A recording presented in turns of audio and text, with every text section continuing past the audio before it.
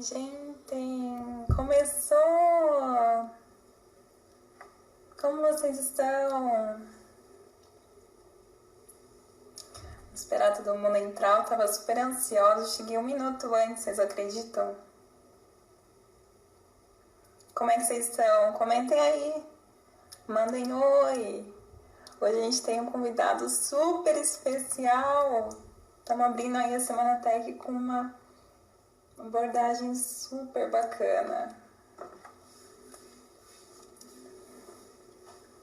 Oi, Ana! Olá!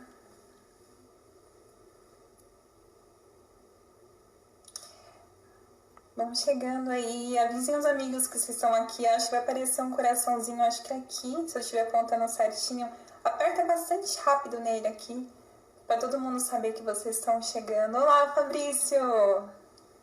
Olá, Alessandro! Olá!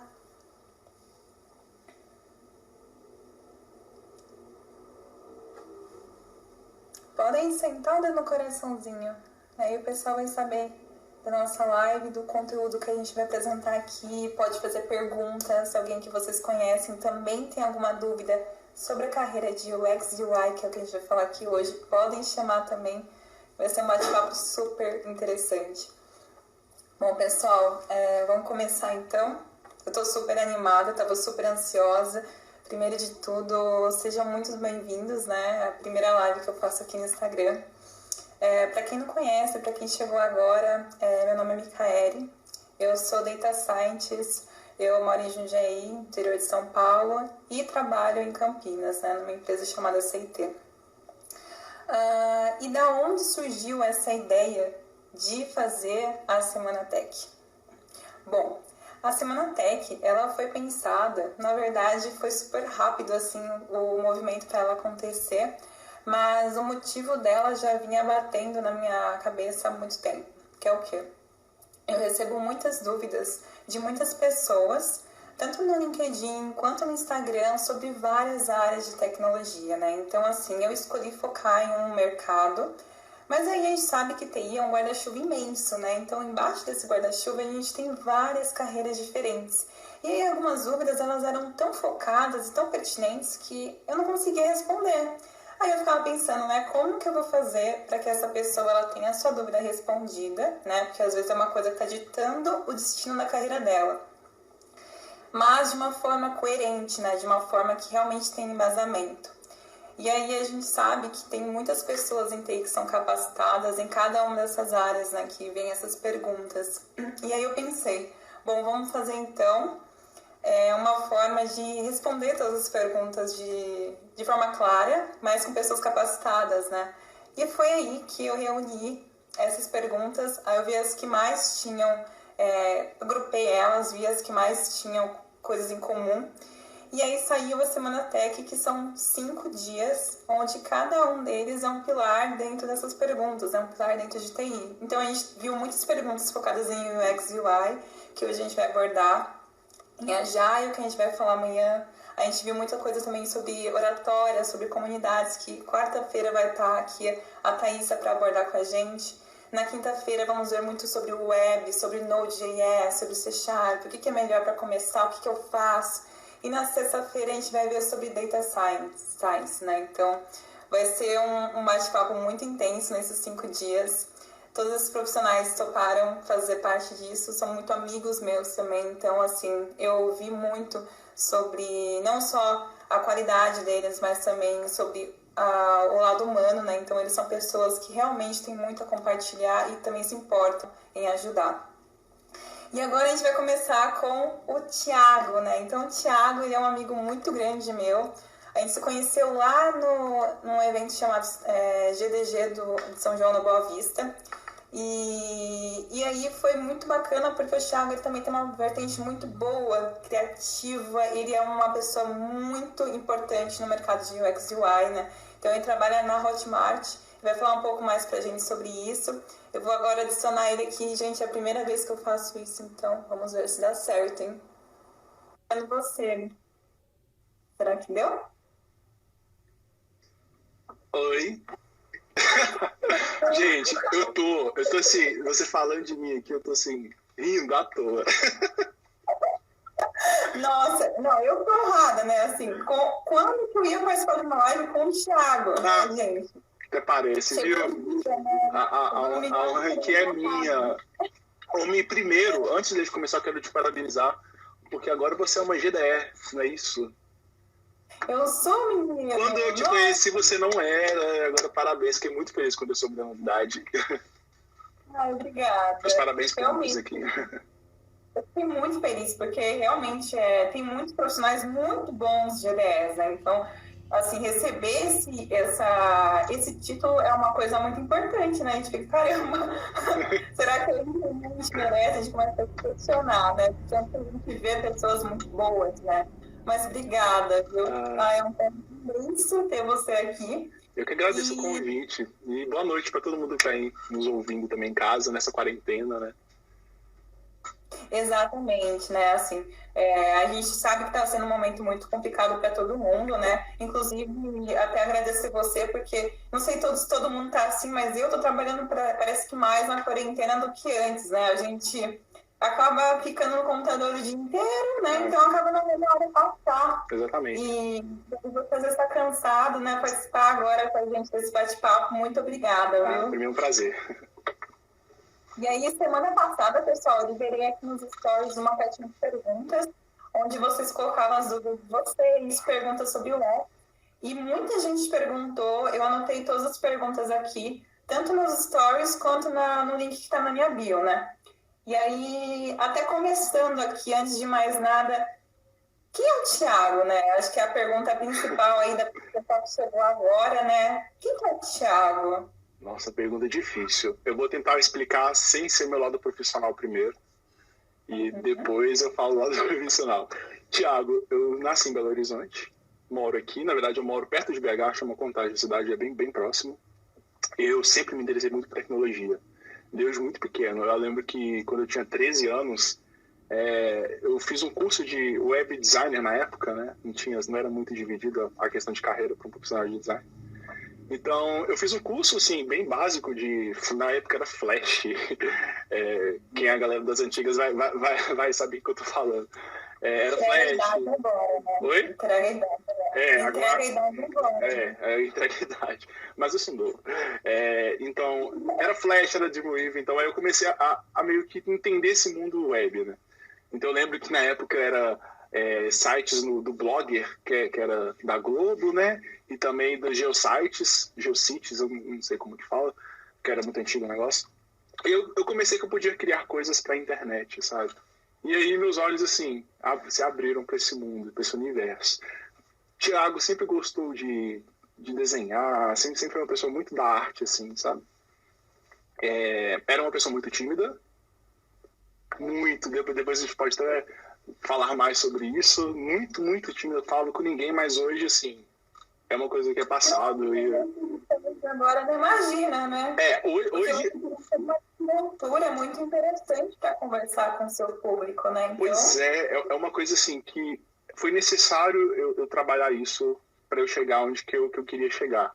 Que, na verdade, uma pessoa que trabalha com UX, ela precisa dos usuários, é focada em usuário. Então, eu preciso conversar com usuários. Então, eu preciso atingir um público maior. Então, eu preciso me desenvolver melhor nesse âmbito de comunicação para poder falar melhor e com mais clareza com as pessoas.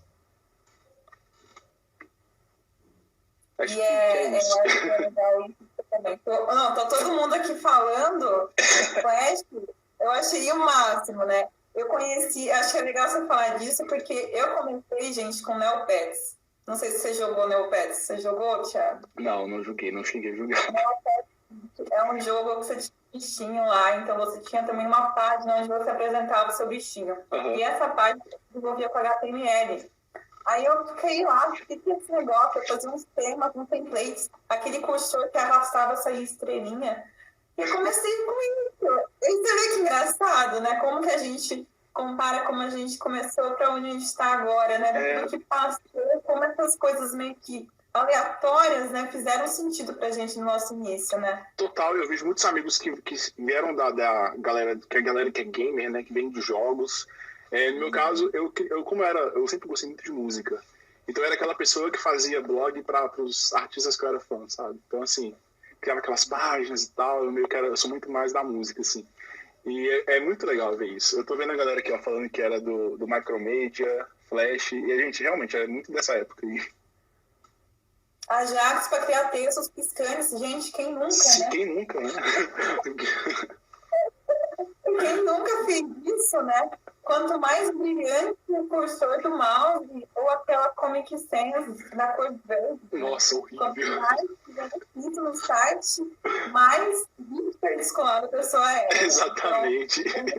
Então, disso, né? Como é que a gente tinha esse pensamento antes, né? Messenger Plus, eu fazia os nicknames lá, todos cheios de emojis, né? Que era emotion.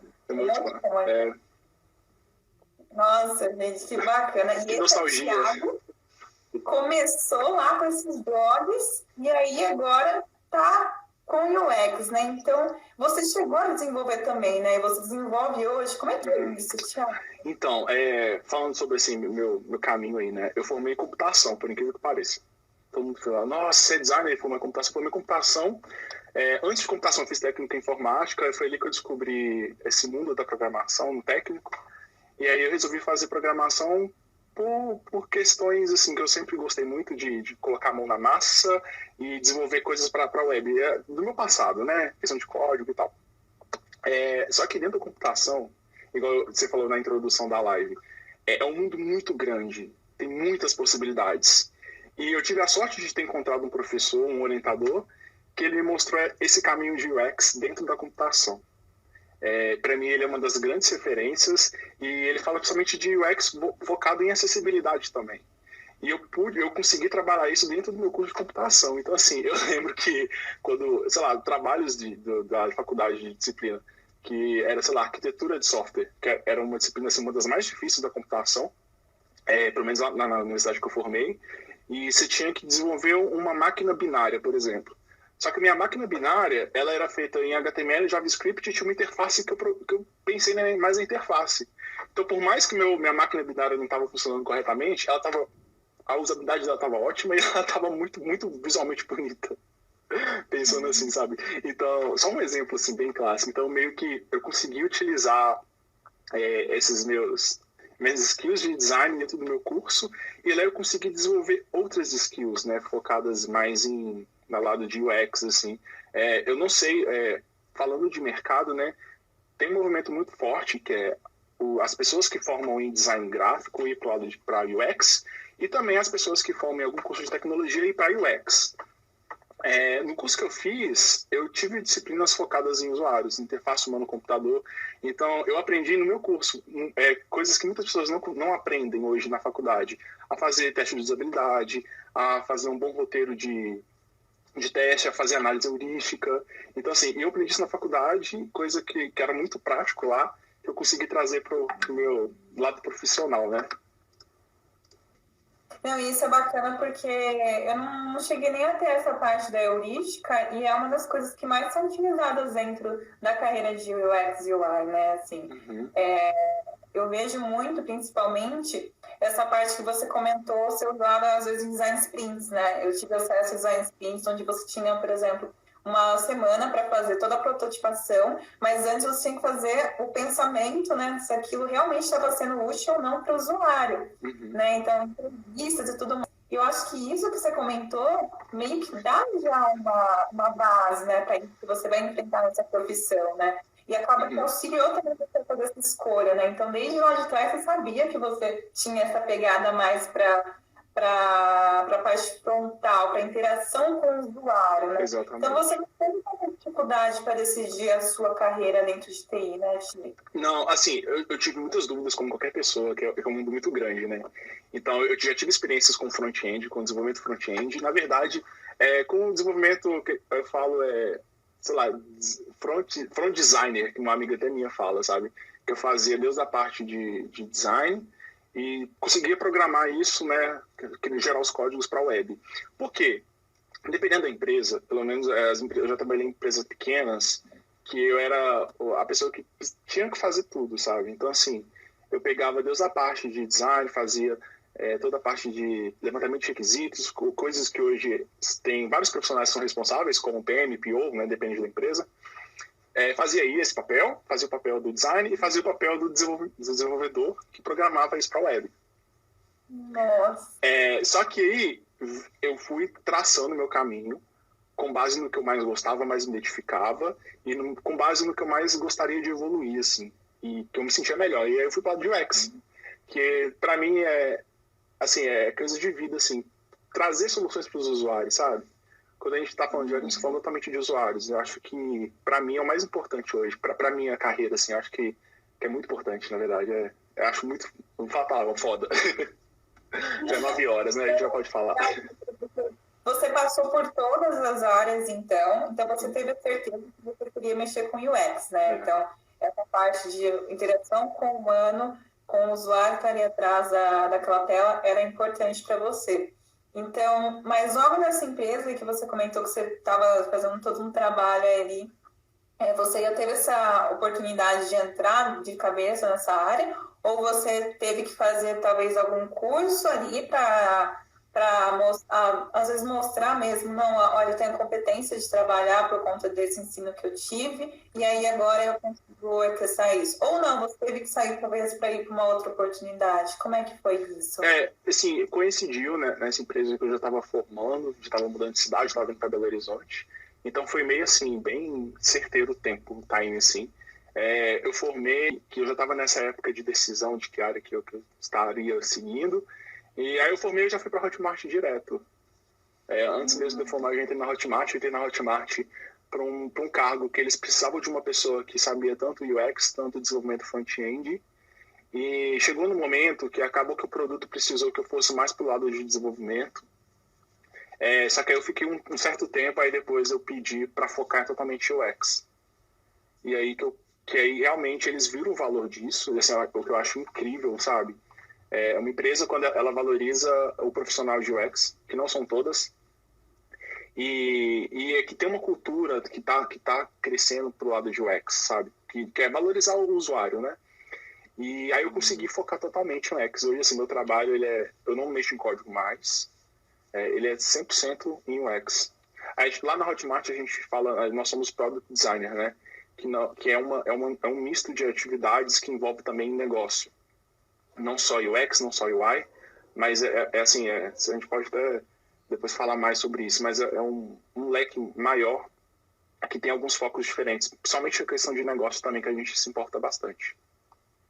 Legal. Mas é bacana você falar isso, né? Até respondendo então as perguntas que a pessoa fez aqui, né? Que uma das pessoas fizeram. O início, então, da sua carreira não foi direto para UX e UI, né? Não. Você foco, até porque as demandas não requisitavam apenas isso, né? Você tinha que se os pratos de uma vez, mas você conseguia já identificar em você essa vertical muito mais aflorada, né? Exato. E aí, com o tempo e com as oportunidades que foram aparecendo, você foi demonstrando, falando, eu gosto mais disso. Então, você foi falando com as pessoas, e aí as pessoas anotavam isso, e quando surgia uma oportunidade, elas direcionavam para você? Era essa, mais ou menos, a dinâmica? Isso, era essa dinâmica de você fazer o trabalho, mostrar como que o trabalho pode ser feito e mostrar resultado também em cima do que você está fazendo, né?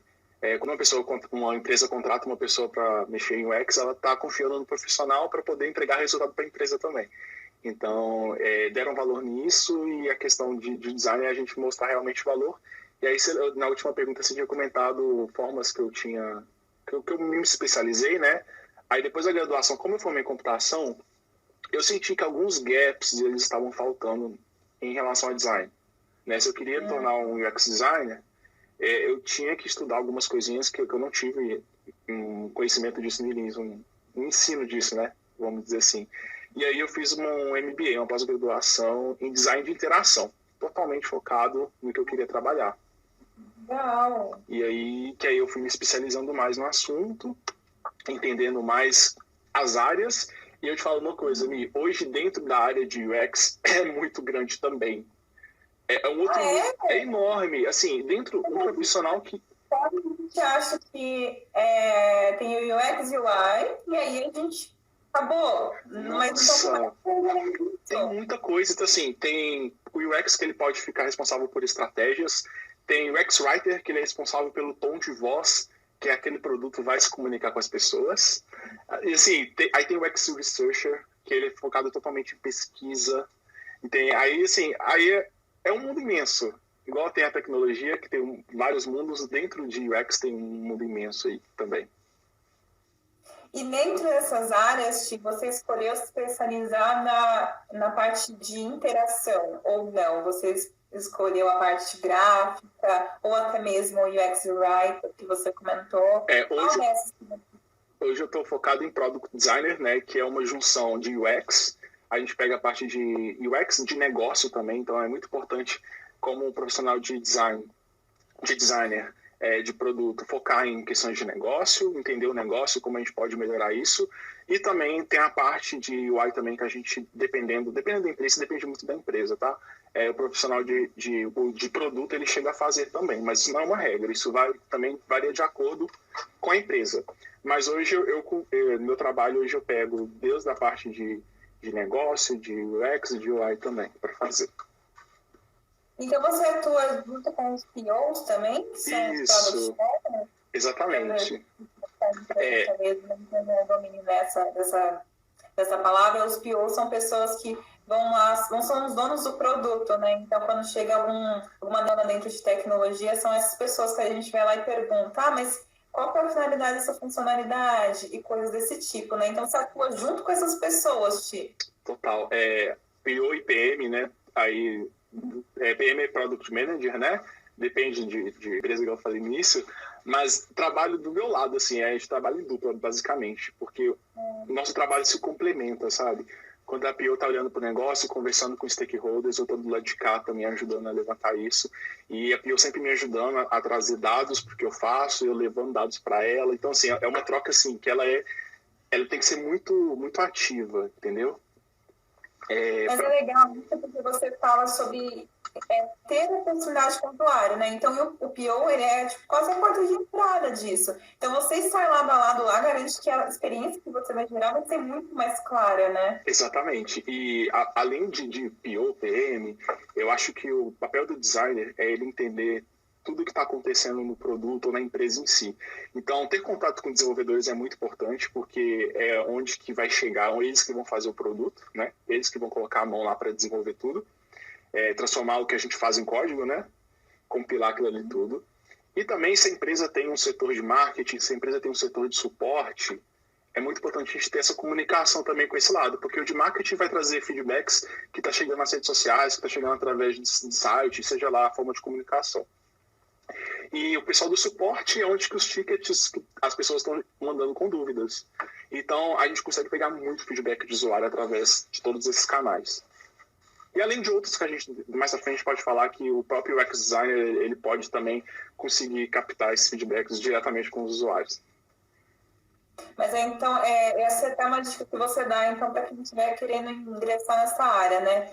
Não focar apenas na vertical que você está inserido, né? Ser curioso, né? Talvez seria essa minha palavra, né? Para você buscar, então, o máximo de informação possível para poder fazer uma experiência interessante para o usuário. Exatamente. Para quem está iniciando na área, eu acho que é importante você iniciar, igual você falou, né? Começando a entender esse leque de oportunidades e possibilidades que você tem dentro do design, de UX, ou seja lá o que você está chamando aí, que tem quem está assistindo, né? De produto, enfim. Mas é um leque... Opa, caiu, acho que eu voltei.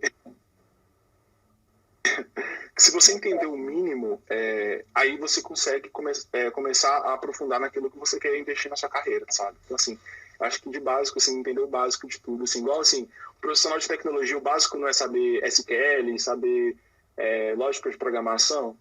Isso vale o mesmo para um profissional de design também. Saber o básico do básico, acho que assim, a gente não perde nada sabendo, sabe? Depois a gente pode cada vez mais aprofundar no que a gente quer investir. Perfeito. Foi claro, né? Nessa explicação. Então, pessoal, se vocês tiverem alguma dúvida, vão colocando aí. Pode mandar aí. Podem escrever.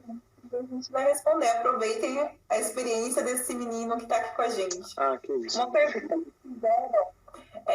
Vamos supor que eu quero começar hoje, eu decidi largar tudo, eu quero ser UX designer. Ou não vamos falar só do UX designer, né? Eu quero entrar na área de UX. Mas Thiago. Tá. Eu gosto de passar as referências que eu tive no início da minha carreira, que é a internet, né? Tá tudo disponível na internet, muitas coisas legais na internet. E eu tenho algumas referências que eu posso passar que são, assim, para mim, grandes referências de autores que estão há anos trabalhando com usabilidade, com UX, focado no usuário, que é o pessoal da NN Group, que é o Nissan e o Norman. Eles têm um grupo de uma consultoria focada em usabilidade, focada em design de UX, que eles, sim, tem um conteúdo muito rico. Tá em inglês, tá? Mas, assim, tem vídeos também, mas você consegue traduzir tudo com legenda aos vídeos ou até próprio texto. Para mim, para mim, a maior referência de design hoje, mundialmente falando, né? Vindo aqui para o Brasil, o Fabrício Teixeira, ele também é um designer muito famoso, assim, da área, e ele tem UX Coletivo, que é um blog no Medium e tem muito conteúdo de vários autores brasileiros. Acho que, assim, é um panorama que quem está começando hoje pode entrar lá e ver vários posts e entender como que o mercado está reagindo em relação a UX. Então, tem vários cases de empresas brasileiras, empresas gringas, e vários posts ensinando mesmo na prática, sabe? Como que você pode iniciar, como você pode começar. Então, para mim, assim, passo número 1 é buscar essas referências, né? O NN Group e o Fabrício Teixeira do blog UX Coletivo. Assim, acho que são primeiramente, para mim, as duas referências, mas aqui no Instagram tá, assim, lotado de referências, YouTube também. Eu criei até um post outro dia, acho que tem umas 2 semanas, que eu coloquei exatamente isso que você me perguntou. As maiores referências para mim em design. Então, quem quiser, aqui no Instagram mesmo eu coloquei lá vários cardzinhos assim, com referências, só clicar lá e ver. Então, tem muita referência legal, assim. E valorizando, claro, as referências brasileiras, né? Por mais que tem muita gente aí fora, mas brasileiro tem muita gente fazendo conteúdo foda. Algumas pessoas estão aqui, inclusive, que eu já sigo, e já estão aqui comentando. Tem muitas referências boas, e igual eu falei, vai depender do assunto que você quer abordar. Se você quer ir mais pro lado de acessibilidade, tem gente que vai falar sobre isso. Mais pro lado de estratégia, vai ter gente que fala sobre isso. Aí mais pro lado de UI, tem uma galera que só fala sobre isso. Então, assim, vai depender muito do que você quer. Mas eu recomendo seguir todo mundo, acompanhar o conteúdo, porque agora na quarentena, assim, tá tendo um boom de conteúdo. Então, assim, é até bom que você pode ir lá pegar o que você se identifica. Eu acho que é isso. Passo número 1, começando por essas referências. Perfeito. E você fez algum curso que você acha que é importante? Por exemplo, a sua faculdade, você recomendaria que as pessoas fizessem uma faculdade focada em UX? Ou talvez algum curso, não sei, alguma plataforma? O que você acha que impacta bastante? Ou você acha, talvez, assim, o que mais impacta é você ter um portfólio que entregue o conteúdo que você tem capacidade e lutou para ter, sabe? O que você acha que pesa aí nesse quesito? Olha, eu acho que conteúdo nunca é demais, sabe? Então, se a pessoa pode pagar por um curso, se especializar, eu acho isso muito legal. Mas, assim, muitos bons cursos, eles são gringos. Então, se a gente pegar os cursos da IDEO, por exemplo, que é uma empresa muito, muito famosa de design, um curso básico deles é $200. Assim, é curso que, sei lá, é de um dia, vamos dizer assim, nem é presencial, online mesmo. Até nessa Black Friday eles disponibilizaram um gratuito. Eu vou até ver se está disponível. Se está disponível. Eu acho. Oi? Era naquele que é o mais avançado. Eles postaram um de Design Thinking. Introdução a Design Thinking. Não sei se é isso que você está falando. Mas aí... que falaram que é muito bom também. E acho que o que mais tinha detalhes, o mais avançado, ele estava free. Era você colocar um código lá. Isso, é isso mesmo. É isso mesmo. Então, aí eu até fiz esse curso. Então, eu até fiz esse curso, ele assim, maravilhoso, só que ele é $200 e o dólar é muito caro, né? Então nem todo mundo consegue pagar. O André Rola, ele é até meu coordenador na Hotmart, ele tá aqui embaixo falando, olha, Interaction Design Foundation. É também outra plataforma de cursos que você pode entrar, você paga, se eu não me engano, é mensal, tá? Eu já até olhei lá pra ver o que tinha lá. Você paga mensalmente e você tem acesso a uma série de cursos que você pode fazer desse mundo inteiro de UX. Aí, brasileiro tem todas essas plataformas. A Lura também tem muito curso legal para fazer, tá? Aí tem a mesma coisa, você pode comprar cursos separados, você pode comprar pacotes. Ele falou que é $11, não é bem barato, né? Pela qualidade, eu já tive acesso uma vez a um curso específico, eu achei muito legal. É isso. E buscar referências gratuitas, que a gente tem bastante hoje. Perfeito. Uma pergunta aqui que fizeram: como manter meu site 100% otimizado e voltado para uma ótima experiência no mobile e no desktop? Quais são as principais coisas que eu devo observar e corrigir? Tá, legal. Primeiro, eu acho que a pessoa precisa identificar da onde vêm os acessos dela, do site dela. Então, assim, eu já tive em projetos que a gente estava fazendo toda a experiência focada em desktop, mas 60% do público vinha pelo celular, acessava pelo celular. Então, assim, ops, temos algum problema aí, né? Então, aí primeiramente a gente pode usar o Google Analytics, por exemplo, que é gratuito, né? É só instalar lá o códigozinho do site para você analisar da onde que está vendo, da onde que está vindo o seu público. Se ele está vindo celular, se está vindo desktop. E através disso, você começa a pensar na experiência. Então, eu vou falar no meu blog. Quando eu comecei a pensar nele, isso tem alguns anos, porque é difícil, né, tirar os negócios do papel. Eu pensei assim, poxa, eu quero tentar ser mais ativo na internet. As pessoas estão no Instagram, a maioria do tempo. Então, do meu Instagram, elas podem ir para o blog. Então, eu tenho que esperar uma experiência. Eu quero pensar numa experiência inicial, que ela sai do Instagram e vai para o blog. Então, tem que pensar no mobile.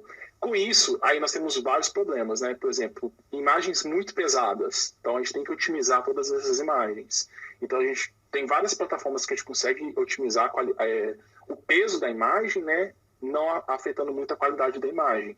Ou talvez usar uma imagem em formato SVG, né? Que já não é uma imagem vetorial, é uma imagem mais formada por pontos, que ela é muito mais leve. Então, assim, pensar nesses detalhezinhos.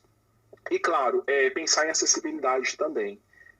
Eu não sei se já está no ar, mas o Google ele está ranqueando melhor os sites que são acessíveis e que são responsivos.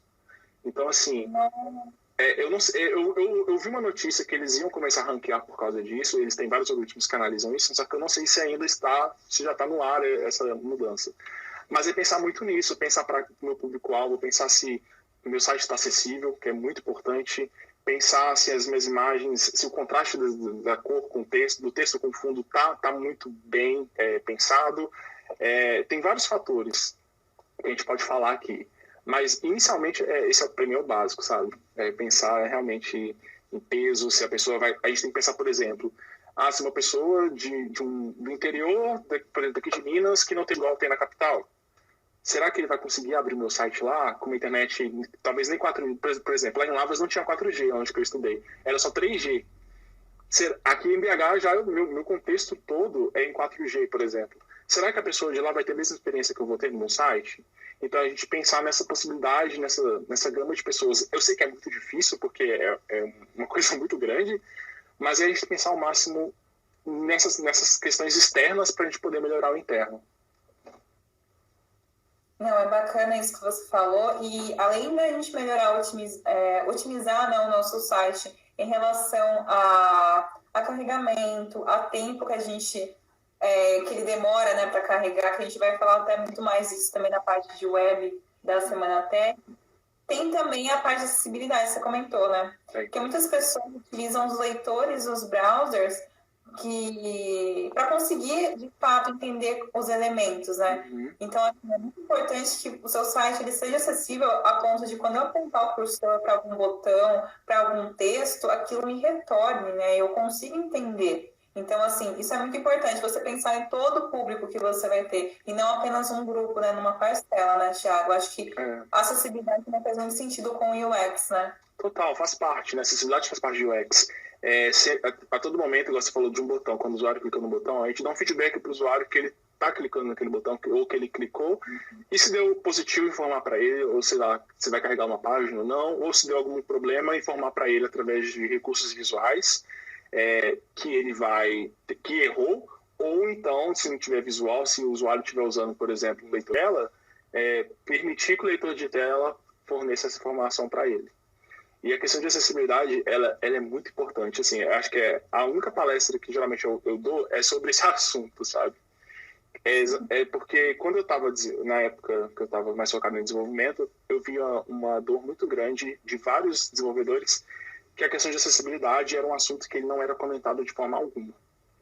Eu ia em vários eventos palestrar sobre o assunto, ninguém se interessava por esse assunto de acessibilidade, porque as pessoas acham que é muito difícil pensar em acessibilidade, que vai travar o meu trabalho, que vai atrasar a minha entrega. Então, assim, só que foi até uma thread que essa semana tá rolando no Twitter que alguém postou, não lembro quem, mas assim, eles falaram que o grande problema hoje de pensar em acessibilidade é não saber o básico, sabe? Se a pessoa souber o básico, por exemplo, de desenvolvimento, saber o básico do HTML, ela vai conseguir fazer uma interface mais acessível. Só que as pessoas hoje, muita gente já está querendo partir para usar alguma tecnologia muito mais avançada, sabe? Então, assim, minha recomendação é sempre saber o basiquinho, que ele vai sempre ajudar. Então, um problema que a gente tem muito grande hoje na internet... Minha recomendação é sempre saber o basiquinho, que ele vai sempre ajudar. Então, um problema que a gente tem muito grande hoje na internet é imagens. Porque as pessoas não colocam... Eu estou até trabalhando num post que eu vou soltar essa semana de como fornecer melhores legendas para as imagens. Porque nem sempre uma imagem precisa de legenda. Só que, na maioria das vezes, a pessoa que tá usando, por exemplo, uma pessoa cega que usa um leitor de tela, ela precisa saber o que tem naquela imagem, se aquela imagem faz parte daquele contexto que o site está fornecendo, né? Então, assim, pensar acessibilidade é muito importante para questões de design inclusivo. E aí, se a gente está falando de design inclusivo, a gente tem... Aí, sei lá, vou colocar aqui o papel da UX Writer no nosso projeto, de saber utilizar a linguagem certa de se comunicar com a pessoa. Então, em vez de utilizar, por exemplo, uma coisa que muitas pessoas fazem, não sei se você já viu, todos, coloca o X no lugar do A, ou todas, para falar todas ou todos, coloca o arroba. Isso é legal, é questão de inclusão, é legal para peças gráficas, mas para acessibilidade web é horrível, porque o leitor de tela não consegue ler. Ele lê todo @x, sabe? Tipo, ele não consegue interpretar e quem está ouvindo não consegue entender o que é aquilo. Então, em vez de falar, por exemplo, deixa eu pensar num exemplo aqui, assim, bem rápido. Em vez de falar de a direção, não, sei lá, os diretores, por exemplo. Muitas pessoas pensam, né? Os diretores da empresa. Por que não falar a diretoria? Assim, pensar num exemplo bem rápido, entendeu? A gente às vezes quer ser inclusivo, então, mas a gente tem que pensar na inclusão não só na hora que está desenvolvendo, né? Aquele banner, aquele cartaz, sim, mas também sim, o leitor às vezes vai também ser inclusivo a ponto de deixar essa comunicação clara para quem está precisando dele, né? Exatamente. Porque você falou disso, até me veio uma outra coisa na cabeça. Você falou da legenda da imagem. Eu lembro que a gente, quando está fazendo HTML, né, tudo mais, a gente vai colocar um componente de imagem, né, um image source, tem lá um componente chamado alt, que é uma propriedade. Sim. Nessa propriedade alt, você coloca a legenda daquela imagem, mas não só para a inclusão, mas você também coloca para caso aquela imagem não carregue, por exemplo, fica lá, a pessoa passa o mouse, ou vai estar escrito lá, né, o que seria aquela imagem que não carregou. E eu vejo sites que está escrito assim, ó, imagem 1, naquele lá. Ou só a imagem. Vocês não estão fazendo a forma certa, né? Vamos, né? E assim... Até a Diana comentou aqui, ó, acessibilidade. Existem ferramentas que fazem uma auditoria do site com recomendação do que precisa ser ajustado. Eu não sabia que existia. Existem vários. O Google tem o Google Lighthouse, que além dele ver se o seu site está acessível ou não, ele vai te dar métricas de SEO para saber se o seu site está bem ou não ranqueado. Ele vai te dar, foi até a pergunta que você me fez antes sobre a questão de ver como que você pode melhorar o seu site, né? Ele vai te dar informações sobre retorno de APIs, sobre velocidade do seu site, se tem alguma imagem que está pesando o bundle inteiro do seu site, e mais alguma métrica, acho que tem mais uma que eu não lembro qual que era, mas assim, basicamente ele vai te dar todas as informações. Eu acho incrível usar, maravilhoso, só que igual eu falo, a gente não pode seguir 100% no que aquele site está dizendo para a gente. A gente tem várias formas de poder analisar a usabilidade, que a primeira e mais fácil não sei, mas a primeira e mais, assim, plausível, vamos dizer assim, é conversar com o usuário. Acho que, assim, é essencial. Eu vou dar um exemplo porque é o seguinte, se a gente jogar um site lá no Lighthouse, que vai analisar toda a acessibilidade, ele vai te trazer o link, né, de todas as imagens que não tem o alt, a tag alt. Só que, muitas vezes, você está usando uma imagem para simplesmente decorar o seu site. Sei lá, colocar um divisor entre uma linha e outra, ou então fazer um banner com borda arredondada, enfim. Várias pessoas usam ainda. É claro, o ideal é que isso esteja lá no CSS, que aí não compromete o leitor do texto. Caso não é possível, a W3C, né, que é o órgão que regulariza, vamos dizer assim, HTML, CSS, a questão de acessibilidade, eles falam que se uma imagem não está trazendo contexto nenhum para o usuário, a gente pode deixar assim a tag alt em branco. Eu até assustei, quando eu li isso semana passada, eu falei, gente, você pode deixar, mas com algumas ressalvas.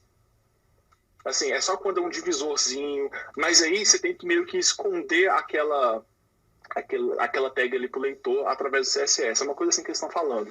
Eu estou me aprofundando mais nisso. Tem sentido, talvez, de conteúdo para a pessoa que está observando aquilo. Ou então pensa, se tem um texto e a sua imagem ela tá se representando um texto de alguma forma, sei lá, só um título dentro da imagem. Então, você vai ficar muito redundante. Isso, para quem está escutando toda a transcrição do texto, é muito ruim, porque fica muita coisa repetida, sabe? Porque a pessoa que está usando leitor de tela, pensa no nosso cotidiano que a gente não está usando leitor de tela, né? A gente quer as coisas muito simplificadas, muito resumidas. E aí, hoje, no Twitter, para dar um exemplo, um rapaz, ele estava sofrendo, ele é cego, e ele falando que muitas pessoas colocam, já atualmente no Twitter, colocam seu nome grandão, assim, com frases, não sei o que lá, que o Twitter permite isso hoje. E ele falou que para ele chegar no tweet da pessoa, o leitor de tela tá lendo aquele nome inteiro muito grande. E que ele parou de seguir várias pessoas que ele seguia, que ele não queria deixar de seguir, porque estava atrapalhando o leitor de tela dele, sabe? Então, assim, até pensar nisso. Imagina, ele acha que ele estava vendo o nome da pessoa achando que fosse já o tweet, né? Porque é tão grande, né? E aí eu fiquei imagina uma tabela que ela tem as bordas que são pequenos tracinhos, né, em ponto PNG, para você colocar isso em alt. A pessoa ia ficar vendo, nossa, traço, traço.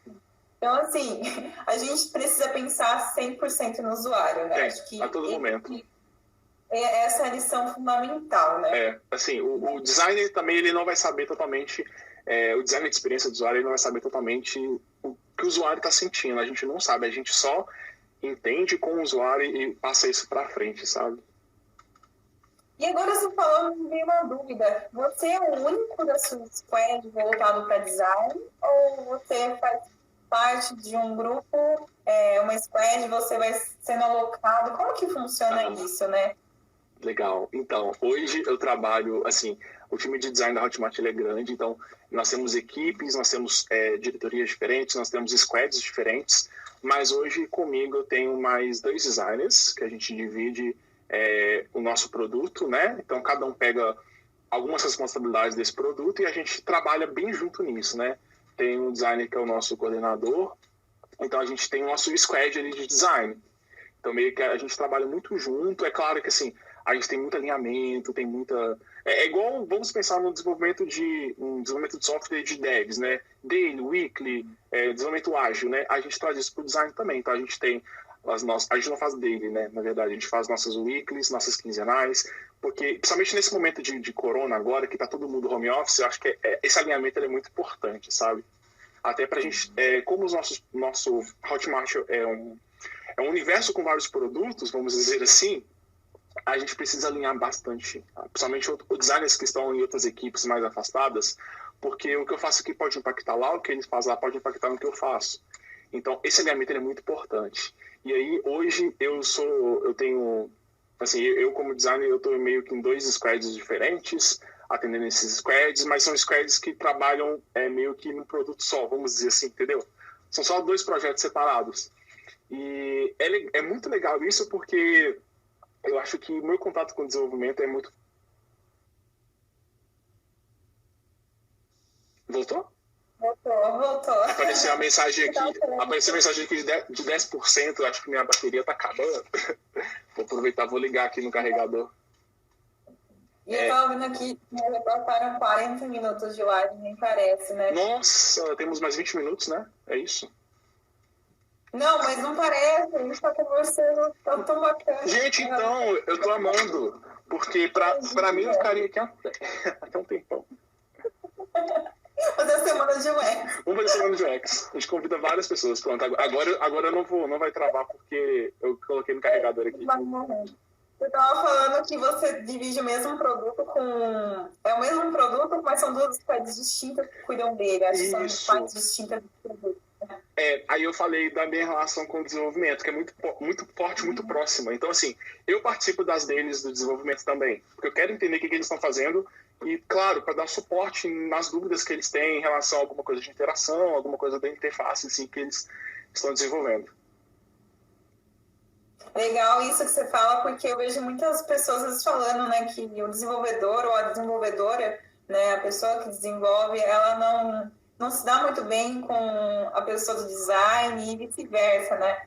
Eu acho que as duas coisas se complementam super, né? Tanto é que eu tô aqui tentando aprender mais sobre design, porque eu acho que não fantástico. Incrível. Então, assim, eu acho muito importante isso, né? Não tem que ter essas aversões, né? Eu acho que, assim, tem que procurar entender todas as áreas e se tornar um profissional cada vez mais completo, né? Sim. E aí, quais são os maiores desafios, então, do seu dia a dia?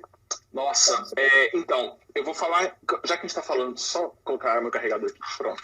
Já que a gente está falando dessa relação com desenvolvimento, acho que um dos maiores desafios que um designer ele pode ter, que eu vou falar de experiência própria, tá? Claro que outros designers têm outros desafios, é meio que evangelizar o design em um time de desenvolvimento.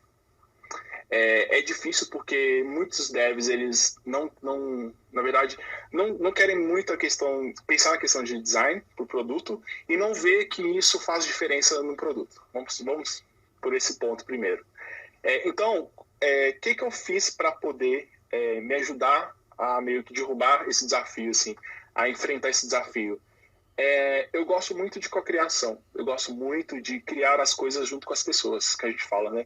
Então, sei lá, a gente pode usar um design sprint, um Leanception, que são metodologias para poder criar produtos, ou simplesmente um workshop de design thinking também. E eu sempre gosto de inserir o desenvolvedor nesses processos de criação, porque o desenvolvedor vai trazer o lado dele, vai trazer as dores dele também, né, no desenvolvimento desse produto. E quando chegar para ele desenvolver, quando a gente fazer o handoff de toda a parte de desenvolvimento, ele vai sentir parte daquilo porque ele ajudou a construir. Sabe, eu acho que um maior desafio é esse. E hoje, deixa eu pensar em outro. Meio que para a empresa, aí a gente traz isso para a empresa também, eu acho. Mostrar o papel do design como um ponto estratégico no produto, como um ponto estratégico na empresa, no negócio da empresa. Porque hoje o design já é parte disso, sabe? Uhum. Acho que são os dois maiores desafios, evangelizar para a equipe e evangelizar para a empresa também. E aí também evita aquela discussão de quando chega na mão do desenvolvedor o produto, né, toda aquela do protótipo, não vai falar tipo, nossa, mas isso nem dá para desenvolver, né, nossa, nem sei qual ferramenta usar, não existe um framework que possibilita isso. E aí é legal quando a gente participa do Design Sprint, né, que é aquele processo de uma semana que eu comentei, que aí você já sabe o que é possível, você consegue direcionar, né, as ideias para que todo mundo trabalhe em conjunto, né? Todo mundo quer entregar o produto e fazer daquilo a melhor coisa, né? Então, para essa criação em conjunto, que nem você falou, acho que é sensacional, é uma das chaves para a gente garantir o sucesso, né? Sim, com certeza. Inclusive, eu tô com um livro aqui, ó, ele tá com o meu livro de cabeceira esses dias, que eu tô aqui pensando em formas de criar workshops meio que remotos, aí ele tá até aqui, ó. Para quem não conhece, esse livro aqui, ó. Eu tenho esse livro. Ele é do Jake Knapp, ele é o criador do Design Sprint, ele já passou pelo Google, já passou por várias empresas, e ele criou a metodologia quando eu acho que ele estava dentro do Google. É bem legal, assim, para quem tem interesse em saber. Oi?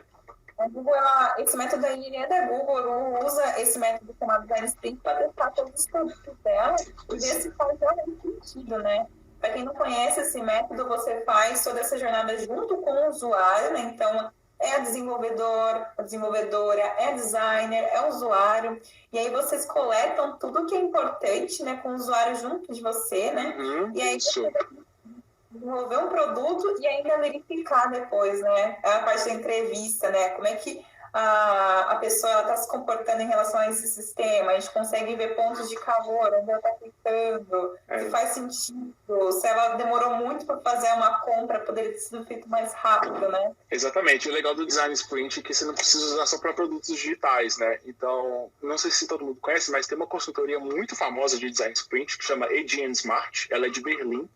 E tem uma brasileira que trabalha lá, e quando ela veio para o Brasil, ela fez um workshop aqui em BH, acho que no Rio também, e eu fui nesse workshop e ela falou que eles usam Design Sprint até para criar, por exemplo, embalagens de picolé que vão ser vendidos na praça tal, sabe? Então, assim, você pode fazer tudo com Design Sprint, tudo. Sei lá, eu quero reformar minha casa, eu sei de empresa que criou já a sua sede usando Design Sprint. Sim, dá pra fazer tudo, não só digital, eu achei incrível. É só confiar no método, só confiar na metodologia que dá certo. Isso é o que eu digo aqui. Né? Confia que dá. Porque ele já foi testado muitas vezes, é pessoal do Google, pessoal foda. Então, assim, já testaram isso muitas vezes e viu que dá certo. Então, assim, é só confiar nesse azulzinho aqui que dá certo. Aí a gente tem mais uma pergunta aqui antes de uma surpresinha aqui, que são outras mais rapidinhas. Tem uma pergunta aqui muito boa. Quais são as ferramentas que você usa no seu dia a dia? Que você mais usa, assim? Tá. São várias, mas vamos pensar aqui primeiro na parte de prototipação, que eu acho que é o que a maioria das pessoas tem dúvidas e ficam me perguntando, né? No trabalho eu uso o Sketch com Abstract. O Abstract, eu vou traduzir ele para o mundo do desenvolvimento, é como se fosse o nosso GitHub, tá? Porque como são vários designers trabalhando nos nossos, né, arquivos de Sketch, que é o software que a gente usa para prototipar, a gente precisa ter toda a questão de versionamento, todo o histórico de modificações, né? Então o Abstract é o hub que faz isso. Ele é um software à parte. Infelizmente ele é pago, só que a gente usa isso para poder ter todo o versionamento. Então tá tudo na nuvem. Nossos arquivos eles não ficam nos nossos computadores, eles ficam todos na nuvem pelo Abstract. Então lá eu faço commit dos meus arquivos, igualzinho a gente faz um merge, igual a gente tem em desenvolvimento.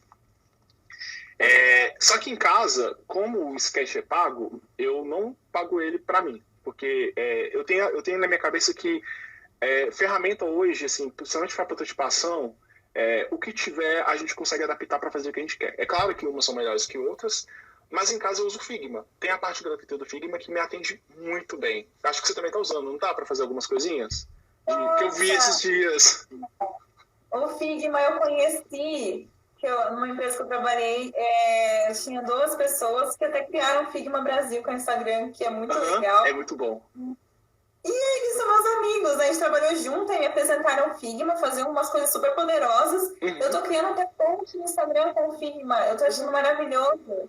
Fiz até um protótipo de um aplicativo com Figma. E eu acho que isso que é legal, né? A didática, né? E eu não sou da área e eu tô conseguindo fazer protótipos com ele. Eu achei sensacional. Que legal. E assim, o Figma, ele te permite fazer muita coisa e ele é 100% online, né? Então, assim, você não precisa baixar nada pro seu computador. Então, de onde você estiver, ele não é responsivo pro celular ainda, mas assim, qualquer computador que você acessar o seu login, você consegue ver os seus arquivos. E eu faço tudo no Figma também. As ilustrações do meu blog eu fiz todas no Figma. Tipo, eu fiz tudo no Figma. Eu sou apaixonado, eu gosto muito, mas assim, igual eu falo, ferramenta hoje, tem pessoas que vão querer utilizar o Adobe XD, que é do Adobe, que também é muito bom. Eu acho difícil. Você acha difícil? Porque... Não difícil, é que depois que eu usei o Figma, eu achei difícil. O Sketch ele é bem parecido com o Figma, sabe? Ele não tem muita diferença com o Figma, não. Pra mim, assim, ir de um pro outro, ele é bem parecido. Deixa eu ver mais o que. Prototipação é isso, assim, o básico, né? Mas aí a gente pode usar, assim, recomendação. O Xpin, por exemplo, se eu quero fazer um protótipo muito mais avançado, com inserção de dados do usuário, isso é mais focado em quando eu quero fazer um teste de usabilidade, por exemplo. Então, assim, que o usuário consegue inserir dados, então, quando ele clicar no botão, vai dar alguma mensagem e tal. Uma coisa muito mais avançada. O Xpin, ele faz isso muito bem. E, junto com o Sketch, para poder fazer teste de usabilidade, eu gosto de usar o InVision, que ele permite que eu mando um link para a pessoa, ela acessa, então ela consegue ficar clicando nas áreas e mudando. toda a questão de interação, isso é bem legal. E o Marvel também. Então, o InVisual e o Marvel para fazer protótipo animado. São muito bons. Então, essas são ferramentas, vamos dizer assim, de prototipação que eu utilizo. Dia a dia, eu uso o Gira para poder ver as questões de atividades, Gira e Trello. E documentação Notion. Para quem não conhece o Notion, gente, assim, ele é maravilhoso. Você consegue documentar tudo que você quiser. Você deve conhecer, Amy. Assim, eu sou apaixonado pelo Notion. Você consegue até fazer Kanban lá dentro. Então, assim, recomendo demais. Você consegue unir o Notion com o Trello, inclusive. O Notion, ele é como se fosse o Evernote. Eu gosto muito do Evernote também. Eu comecei lá atrás com o Evernote. Muito bom. O Notion, ele é bom porque eu acho ele super fácil de arrastar as coisas. Você consegue criar muita coisa lá dentro, né? Então, também tá com outros aplicativos e é muito legal. Eu usei o InVision, inclusive, porque eu trabalhei com aplicativo mobile em TCC de faculdade, né, de técnico. E eu era a pessoa que mais gostava de fazer esses protótipos dos aplicativos que a gente ia desenvolver. Então, eu cheguei a usar o InVision e o Adobe XD na faculdade e agora eu tô usando o Figma. Eu tô, que legal. Tô aprendendo. Depois posta mais sobre suas experiências de uma desenvolvedora, de uma pessoa que não é da área de design, para a gente saber, que é legal saber também. É importante, né? É importante. Legal. E quais são os principais eventos que eu devo ir sobre o assunto? Agora já para fechar. Tá, então, tem a comunidade XDA. Então, a maioria das cidades do Brasil tem, Campinas tem, BH tem, São Paulo, a maioria das grandes cidades tem. Então, o XDA ele promove vários eventos mensais, tanto meetups pequenos, eventos grandes. Então, assim, recomendo que você siga o XDA da sua cidade, da sua região. Aí, falando nacionalmente, né, tem o UX Conf, que ele é feito no Sul, eu não lembro a cidade, porque são muitas coisas passando por essa cabeça aqui. E tem o DexConf, que eu vi que não vai ter esse ano mais, por causa dessa situação nossa, que vai ter ano que vem. E falando de América Latina, tem o ILA, que é o Interaction Latin America, que é um evento muito grande sobre design de experiência de usuário, de interação. Então, acho que são esses eventos que eu recomendo hoje para quem não é da área, que quer conhecer mais, ou então quem já quiser aprofundar mais, pode seguir esse. Mas começando pelo XDA da sua região, que você vai encontrar muito conteúdo legal sobre UX, sobre UI, design e etc. E tem os meetups do GDG, né, também. Exatamente. Por mais que o GDG não é focado tanto em design hoje, mas já é um mundo que a gente também contempla, até porque eu organizo o GDG BH, então eu gosto sempre de trazer esse mundo de design, de UX também para os nossos meetups. Então, assim, GDG é o Google Developers Group, e quem tiver mais interesse, só procurar da sua região, tem várias cidades também, vários países aí rolando também. Legal. E agora, só para descontrair um pouquinho, eu vou fazer 5 perguntinhas rápidas de bate-pronto e você vai me respondendo, tá? O que vier na cabeça primeiro. Tá bom. Um livro. Ai, meu Deus. Eu vou te mostrar um que eu tô lendo agora, que é esse aqui, ó. Recomendo para todo mundo, ó. Value Proposition Design. Que ele... esse é super bonito. Eu não sei se ele é bom. Ele é muito bonito e ele é muito maravilhoso, porque ele conta de uma forma didática como que você pode conquistar clientes. Então, ele é muito focado mais na parte de PM, mas, assim, eu como designer, eu acho que para mim está sendo muito bom. Legal. Um filme. Eu sou apaixonado com Disney, então eu vou falar a tua história. Tem o Buzz aqui atrás de mim. 1, 2 ou 3? Ou 4? Tem 4? Eu não lembro. Tem. Nossa, o 4 foi triste, né? Eu vou falar o 2. O legal do 2, eu comecei pelo 2, depois eu fui pelo 1, porque tinha fita VHS, né? Sim. Eu tinha... Enfim, uma música. A música, nossa, a música que durante a faculdade fez parte da minha vida, chama Houdini, de uma banda que chama Force the People. A galera que é do indie vai saber, mas eu sou apaixonado. Pump It Up Kicks também é muito boa. Sim. Uma palavra. Uma palavra? Empatia. Acho que a gente precisa muito nesses tempos agora. Hã? Vocês esperavam UX design. Mas empatia é uma palavra que nós, como designer de UX, a gente precisa ter no nosso dia a dia. Porque nós estamos usando com pessoas. UX designer, vocês esperavam outra palavra sem ser empatia? Não tem como. Da área que quer conhecer mais ou então quem já quiser aprofundar mais, pode seguir esse. Mas começando pelo XDA da sua região, que você vai encontrar muito conteúdo legal sobre UX, sobre UI, design e etc. E tem os meetups do GDG, né, também. Exatamente. Por mais que o GDG não é focado tanto em design hoje, mas já é um mundo que a gente também contempla, até porque o GDG BH, então eu gosto sempre de trazer esse mundo de design, de UX também para os nossos meetups. Então, assim, GDG é o Google Developers Group, e quem tiver mais interesse, se só procurar da sua região, tem várias cidades também, vários países aí rolando também. Legal. E agora, só para descontrair um pouquinho, eu vou fazer 5 perguntinhas rápidas de bate-pronto e você vai me respondendo, tá? O que vier na cabeça primeiro. Tá bom. Um livro. Ai, meu Deus. Eu vou te mostrar um que eu tô lendo agora, que é esse aqui, ó. Eu recomendo pra todo mundo, ó. Value Proposition Design. Que ele... esse é super bonito. Eu não sei se ele é bom. Ele é muito bonito e ele é muito maravilhoso, porque ele conta de uma forma didática como que você pode conquistar clientes. Então, ele é muito focado mais na parte de PM, mas assim, eu como designer, eu acho que pra mim tá sendo muito bom. Legal. Um filme. Eu sou apaixonado com Disney, então eu vou falar a tua história. Eu tenho que ver o Buzz aqui atrás de mim. 1, 2 ou 3? Ou 4? Tem 4? Eu não lembro. Tem. Nossa, o 4 foi triste, né? Eu vou falar o 2. O legal do 2, eu comecei pelo 2, depois eu fui pelo 1, porque tinha fita VHS, né? Só que eu tinha... Enfim, uma música. Uma música? Nossa, a música que ó, durante a faculdade fez parte da minha vida. Chama Houdini, de uma banda que chama Force the People. A galera que é do indie vai saber, mas eu sou apaixonado. Pump Up Kicks também é muito boa. Sim. Uma palavra. Uma palavra? Empatia. Acho que a gente precisa muito nesses tempos, né, agora. Hã? Vocês esperavam UX design. Mas empatia é uma palavra que nós, como designer de UX, a gente precisa ter no nosso dia a dia. Porque nós estamos andando com pessoas. UX designer, vocês esperavam outra palavra sem ser empatia? Não tem como. Sim, não tem, é verdade. Uma pessoa. Nossa, 20 segundos. Uma pessoa, vou falar Nielsen. O rei do design. Uma mania. Contar escada quando eu tô subindo, sem dúvidas.